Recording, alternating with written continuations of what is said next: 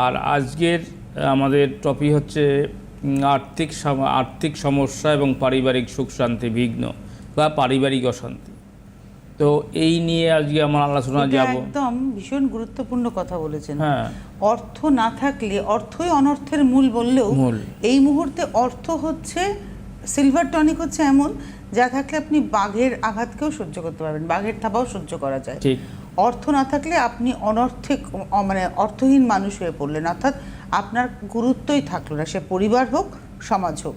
সুতরাং আপনার অর্থ আপনার পারিবারিক সন্তোষ সমৃদ্ধি সব আনতে পারে, কিন্তু বিষয় হচ্ছে যে অর্থ থাকবে কি করে। অর্থ রোজগার করছেন, অর্থ বেরিয়ে যাচ্ছে, অথবা মনের মতো অর্থ রোজগার হচ্ছে না, অথবা একেবারেই অর্থ রোজগার হচ্ছে না। তিন ধরনের সমস্যা কিন্তু আমরা দেখতে পাই থাকে। সেই সমস্যাগুলি থেকেই যায়, তাহলে মানুষ হতাশায় ঘোরে। কারণ এত হতাশায় ঘোরে যে অর্থ না থাকলে কিছুই করা যাচ্ছে না, না পারিবারিক সুখ শান্তি, না তার জীবনে সৌভাগ্য, কোনোটাই ফেরানো সম্ভব নয়।